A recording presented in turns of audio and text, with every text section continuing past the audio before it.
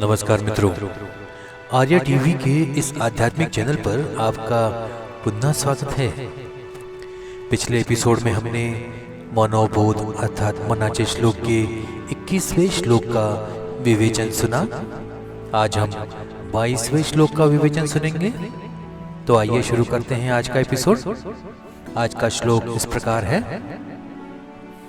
मना सज्जना हित माझे करावे, रघुनायका दृढ चित्ती धरावे। महाराज तो स्वामी वायू सुताचा, जना उधरी नाथ लोकत्रयाचा। मराठी भावार्थ सुनते हैं।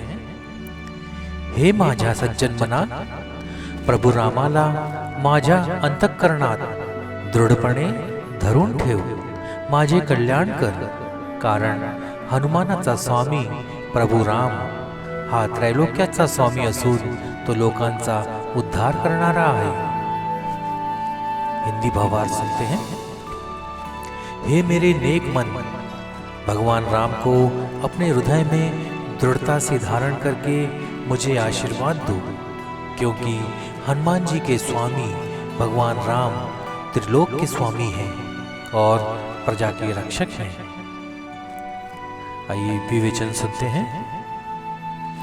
समर्थ जी कहते हैं, हे मेरे मन, आप एक सज्जन व्यक्ति हो और इसलिए आपके लिए यह उचित है कि आप मेरी अर्थात जीवन की भलाई करें। सज्जन हमेशा सभी को कल्याण के मार्ग पर ले जाते हैं। एक सज्जन व्यक्ति को हाशिए पर धकेल दिया जाना शोभा नहीं देता। यह प्रवृत्ति दुष्टों की होती है। श्रेय और प्रेम का द्वंद्व व्यक्ति को सदैव आकर्षित करता है। ऐसा नहीं है कि श्रेय पहचाना नहीं जा सकता, लेकिन प्रेय का प्रेम खिंचाव नहीं जाता है। कई बार बुद्धि तर्क करने की कोशिश करती है, लेकिन मन उसे सही दिशा में नहीं जाने देता। इंद्रियों का सुख उसे आकर्षक लगता है और उसे लगने लगता है कि यही सच्चा सुख है। विषयों की संगति में सुख नहीं मिलता। विषयों का भोग शरीर का विचार करके करना चाहिए, लेकिन इस सीमा का अक्सर पालन नहीं किया जाता और इसलिए मन एकाग्र नहीं होता है। स्वास्थ्य चला जाता है और आध्यात्मिक हानि और भी ज्यादा हानि होती है। इसके लिए प्यार के आकर्षण को खत्म करना या नियंत्रित करना फायदेमंद होता है। आसक्ति को ही श्रेष्ठ मान लेना बहुत खतरनाक है। भाग्यशाली है वो जिसको सत्य से प्रेम है, ईश्वर से प्रेम है।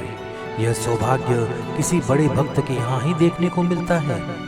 इसलिए तुकाराम महाराज ने कहा है, भाग्यवंत म्हणो तया शरण गेले पंढरी राया। श्री शंकराचार्य बहुत स्पष्ट रूप से कहते हैं, कोपी नवनः खलु भाग्यवानः, अर्थात वही सच्चा भाग्यशाली है जो ईश्वर की शरण में गया। आम आदमी को प्रेम के दुष्परिणामों को अनेक प्रकार से समझाकर श्रेया अर्थात श्रेष्ठ बनाना होगा। ऐसा नहीं है कि वह हित नहीं चाहता, परंतु दुर्भाग्यवश वह सुख को ही हित समझता है। वह भोगों की प्रचुरता को समृद्धि, विषयों के असीमित भोग को सुख मानता है।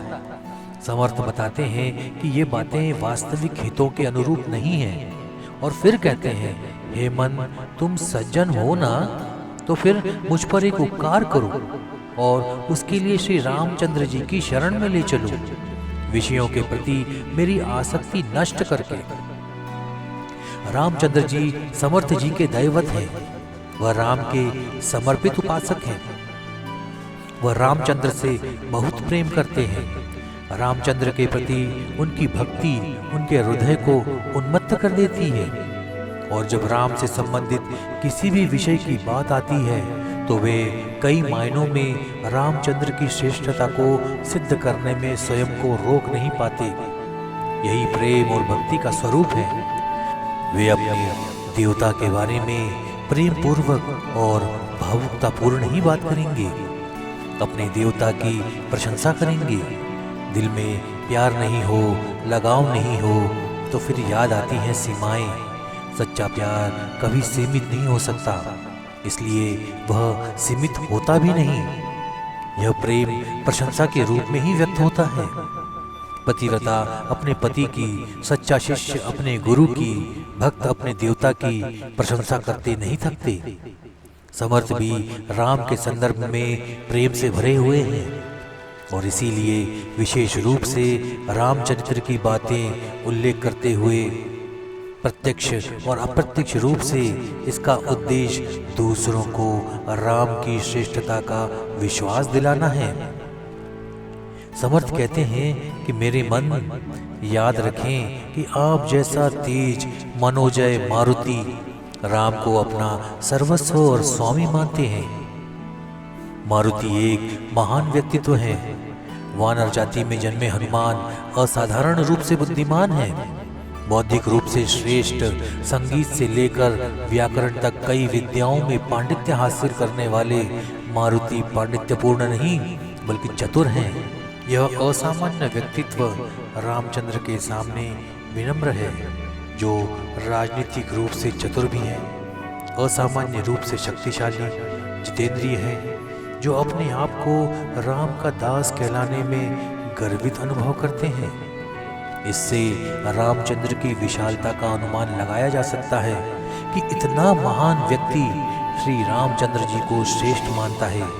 यह रामचंद्र की महानता की सीमा नहीं है, बल्कि वे सभी ब्रह्मांडों, स्वर्ग, मृत्यु और पाताल के त्रिलोक के स्वामी हैं। और उससे भी बढ़कर उन्होंने अर्थात रामचंद्र जी ने लोगों का उद्धार करने का व्रत ले रखा है। लोकोद्धार का व्रत रामचंद्र ने कीर्ति मुकुट के समान है। इस कारण इस परम श्रेष्ठ देवता के चरण थामकर रखना ही लाभकारी है। किसी का उपासक होना, किसी की पूजा की प्रशंसा करना, किसी की पूजा का प्रचार करना मानव स्वभाव है। भले ही वह खुद को तर्कवादी कहते हैं, लेकिन किसी के प्रति उनके मन में बहुत सम्मान रहता है। उनकी भी कुछ मान्यताएं हैं और वह प्रत्यक्ष या परोक्ष रूप से इस आस्था या आदर्श के समर्थक हैं, प्रचारक भी हैं। हो सकता है कि वह शंकराचार्य का सम्मान न करें, लेकिन वह मार्क्स का सम्मान करते हैं। वह राणा प्रताप की महानता की सराहना नहीं कर सकते, लेकिन वह स्टालिन के एक महान व्यक्ति के रूप में चर्चा जरूर करते हैं। वह जन्मदाता पिता का श्राद्ध नहीं करेंगे, बल्कि उन व्यक्तियों की जन्म शताब्दी और स्मृति दिवस मनाएंगे। श्राद्ध करना अपव्यय है और स्मृति दिवस मनाना प्रगति का लक्षण है। वह स्थापत्य कला को शांत करने और उसका उद्घाटन किसी की अध्यक्षता में किसी के हाथ से कराने को मूर्खता नहीं, बल्कि बौद्धिकता मानते हैं। मेरे लिए यह तर्कवादी ऐतिहासिकता पारंपरिक रूढ़िवादिता से कम नहीं है, उससे ज्यादा बल्कि मूर्खतापूर्ण है। कौन जानता है कि कार्यप्रणाली में बदलाव करने के कारण खुले क्रांतिकारी इसे प्रगति के संकेत के रूप में देखेंगे, लेकिन परिवर्तन के दिखावे और परिवर्तन के दिखावे के समान आत्मघाती कोई अन्य आदर्शन नहीं है। कम से कम जो पुराना है वह तो समय की कसौटी पर कसा हुआ है।